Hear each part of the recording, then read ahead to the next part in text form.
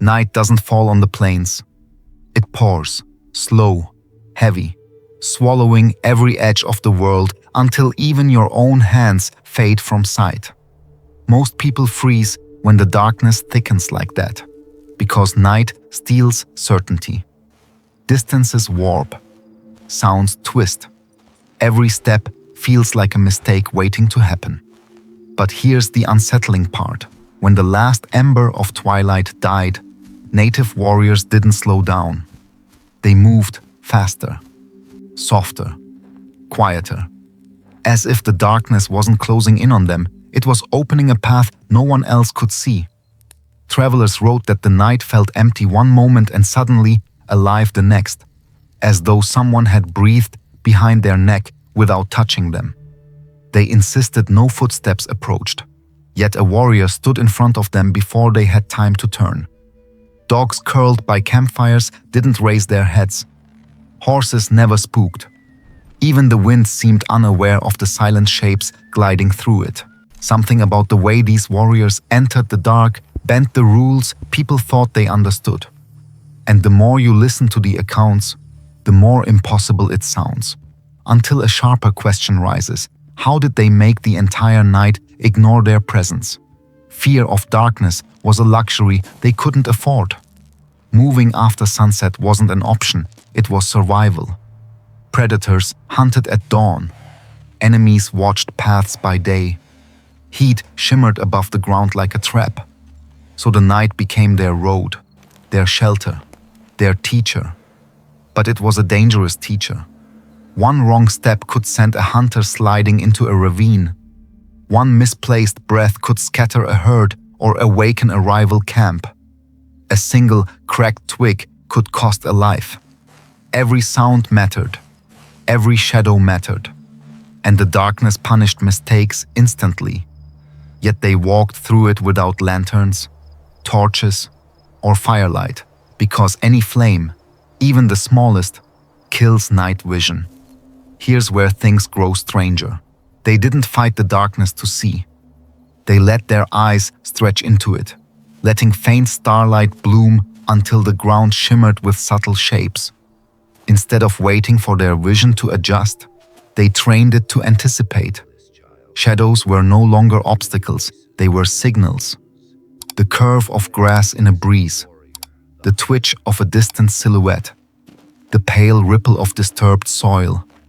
To them, darkness wasn't empty. It was crowded with information.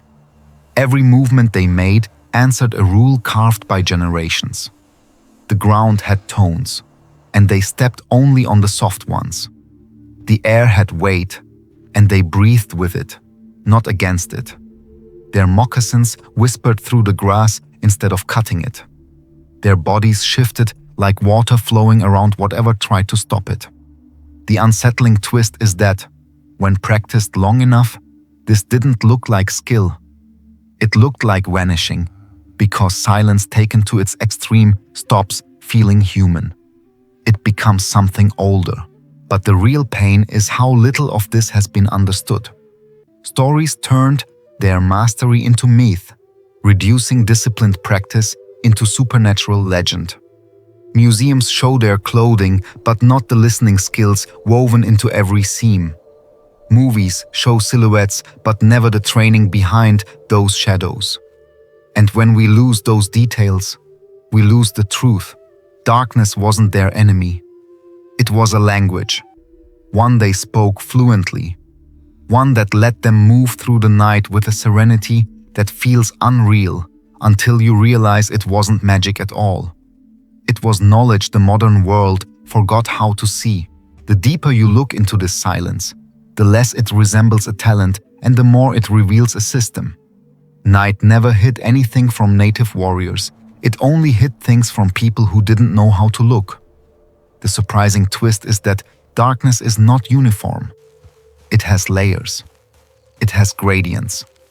It has tiny shifts of light that most people never notice because they panic the moment their eyes lose detail. But warriors didn't freeze when details disappeared. They watched what came after them.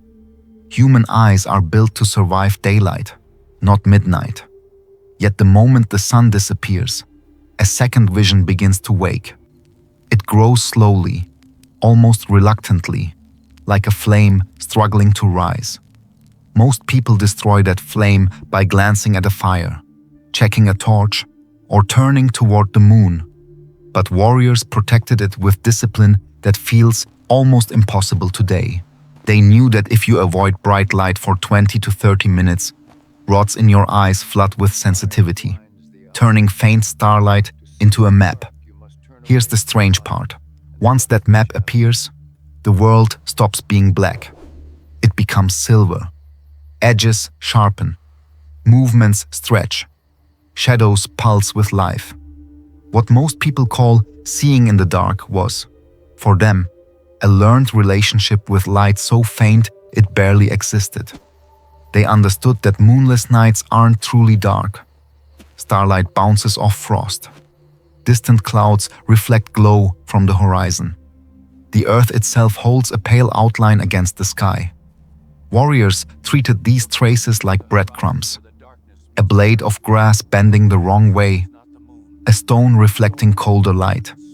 Even the faintest shift in texture told them if a path was safe or if something had disturbed it hours before. They weren't seeing the night, they were reading it. And here's where the insight sharpens. Their silence wasn't just about sound. It was about pressure. Hard shoes slam the earth.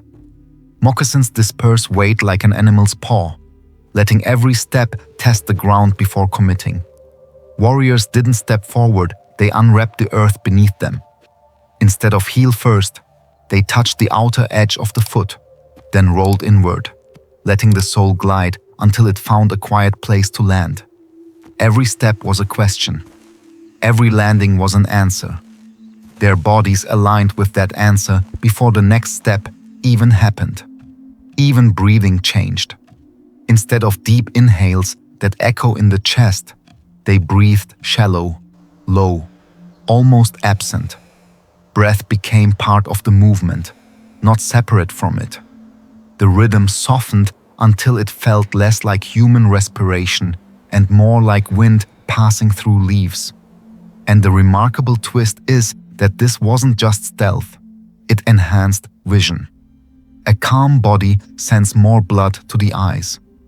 A quiet breath reduces tremor in the muscles around them. Stillness sharpens sight. Silence sharpens detail.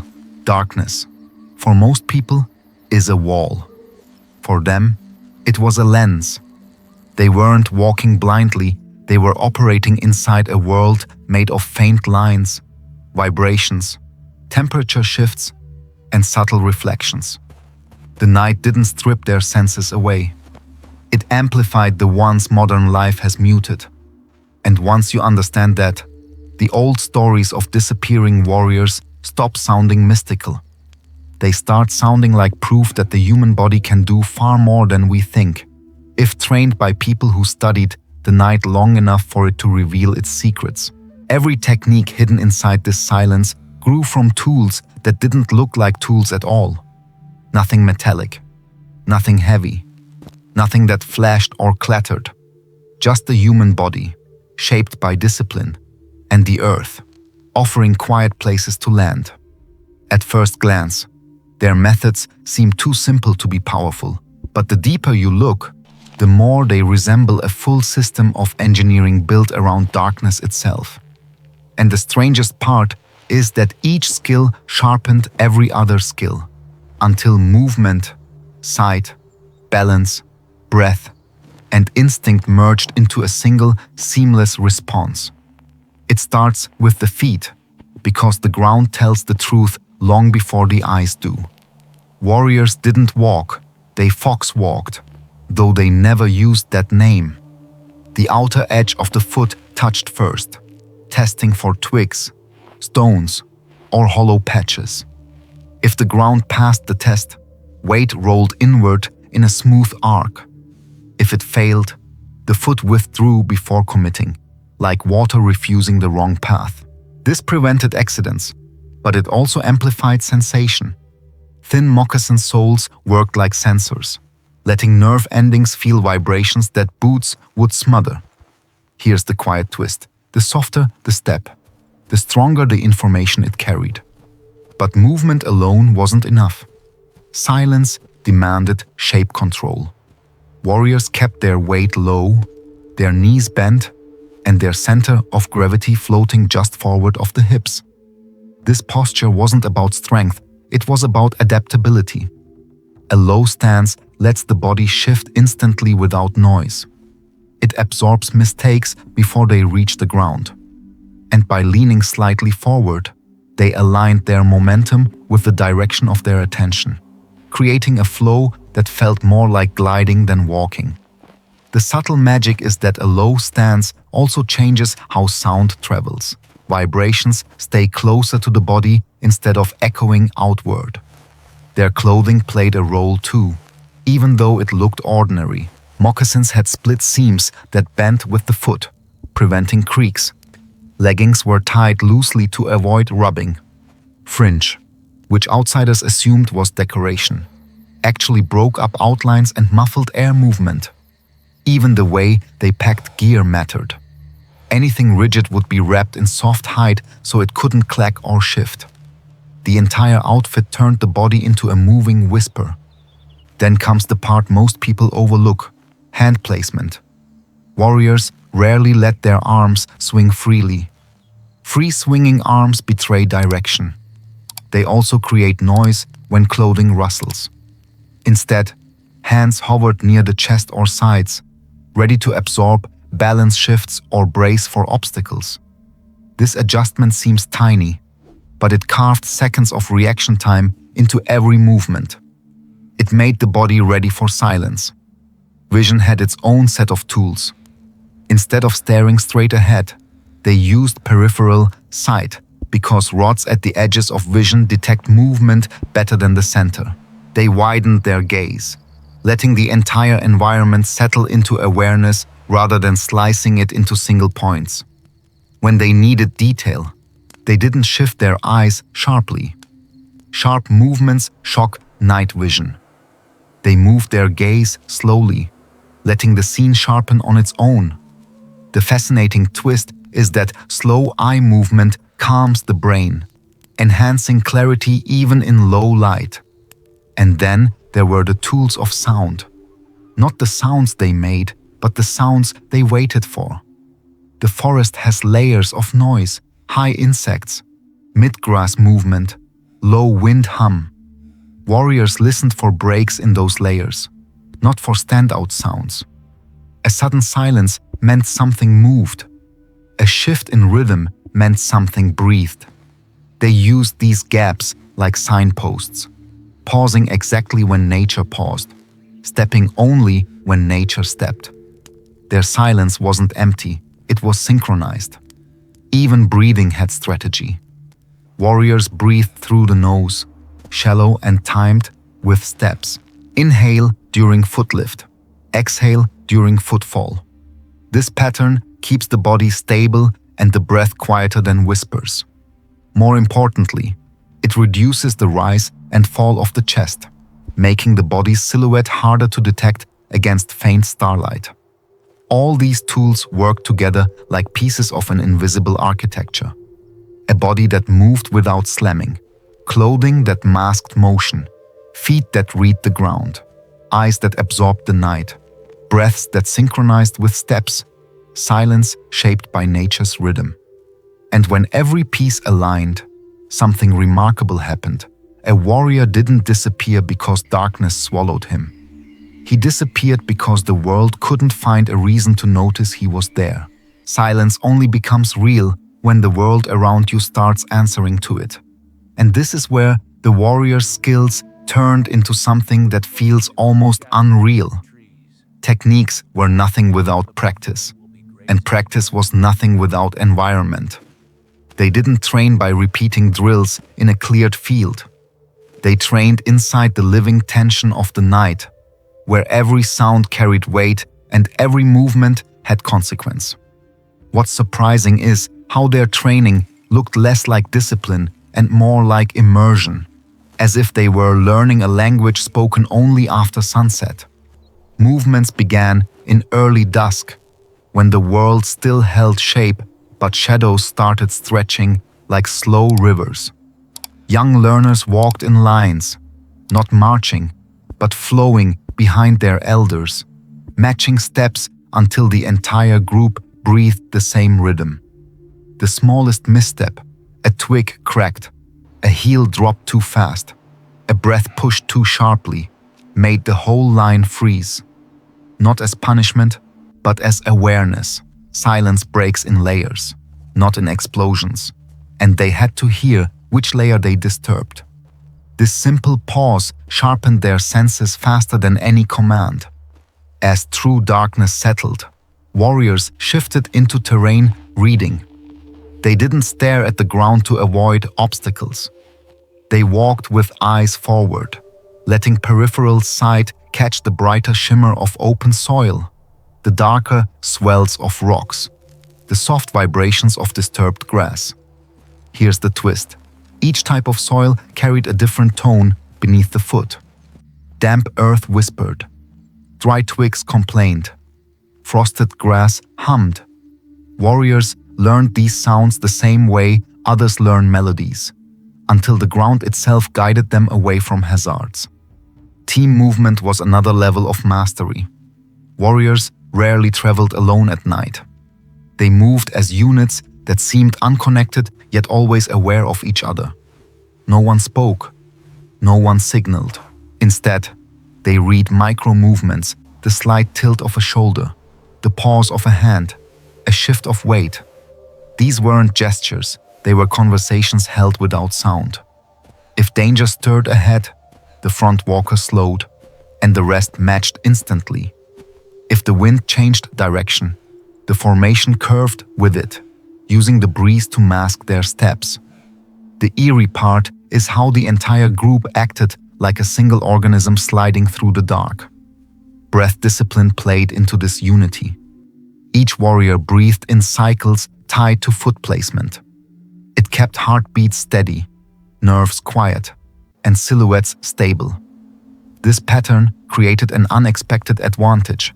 Synchronized breaths sound like wind, while scattered breaths sound like humans. Their unity erased the human part. At a distance, a patrol of 10 warriors could pass as a brief gust. Night vision practice was equally precise. Warriors trained their eyes not by staring into pitch black, but by watching movement where movement barely existed. They traced moths drifting near the last strands of twilight.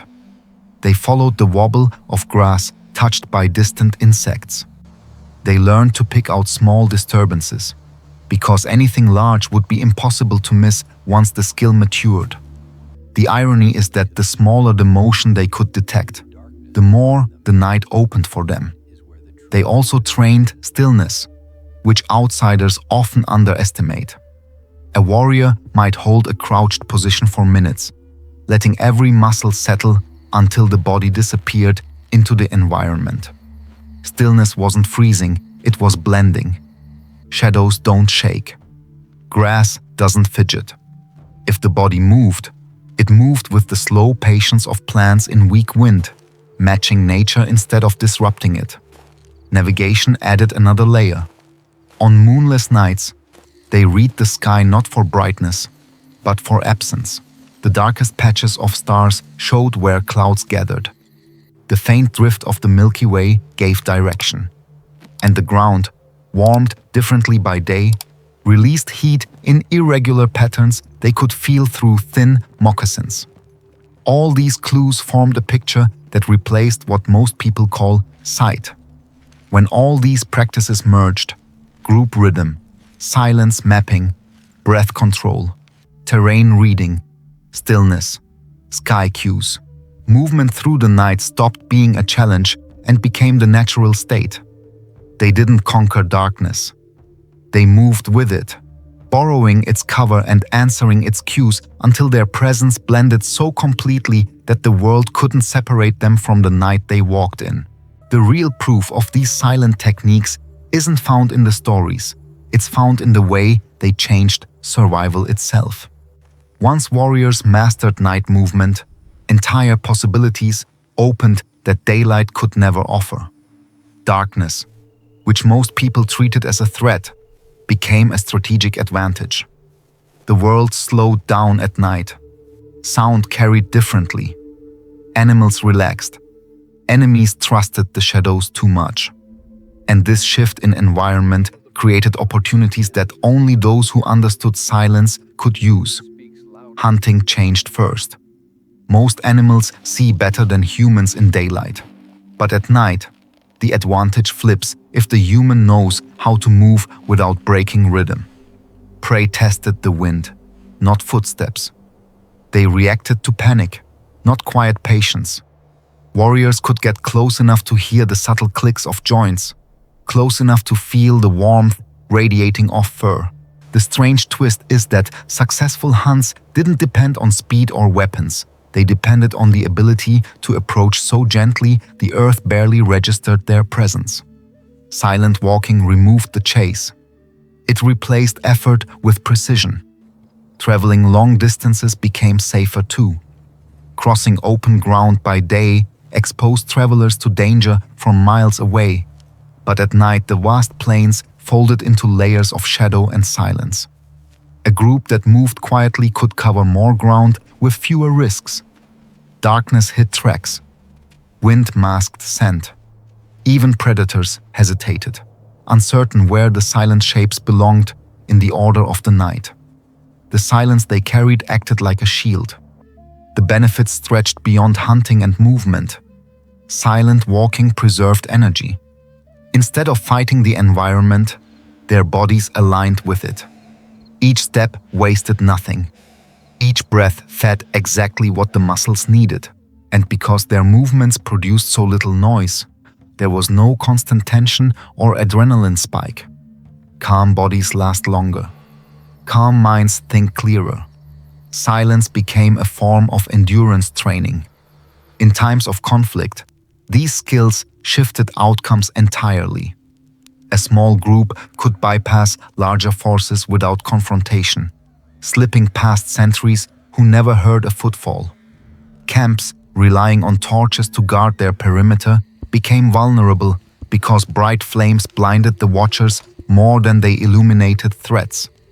Warriors moving through the edges of that light appeared only when they wanted to be seen. What looked like supernatural stealth was simply the collision between two very different understandings of darkness, one dominated by fear, the other guided by skill. Even community life benefited. Night gathering, nocturnal foraging, winter travel, and seasonal migrations all became possible without draining precious resources or exposing families to risk. Silence wasn't just a combat skill. It was a cultural advantage woven into daily living. The most remarkable part is that these benefits compounded. Once a community moved quietly, it left lighter marks on the land. Hunters disturbed fewer habitats. Camps blended into the environment. Wildlife patterns remained stable.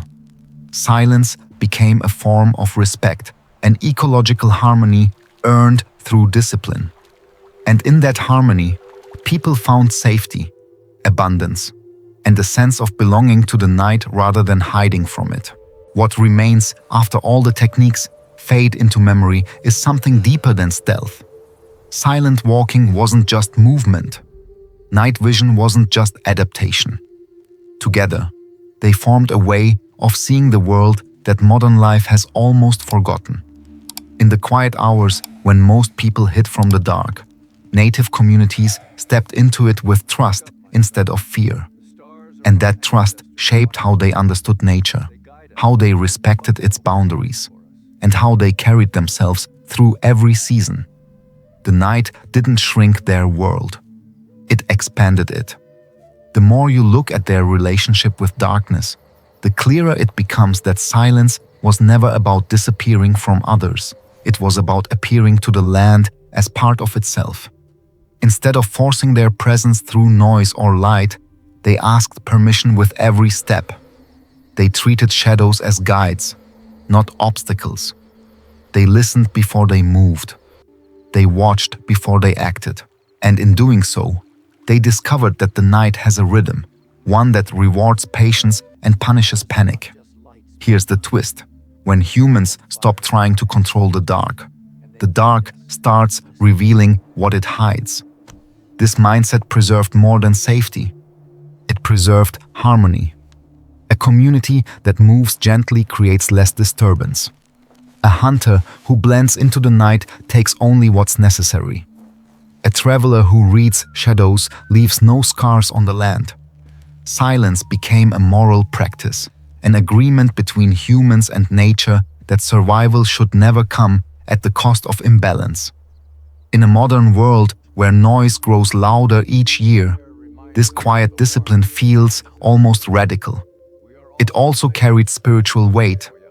Many tribes believed the night was not empty but alive, holding ancestors, stories, and guidance in its deepest layers.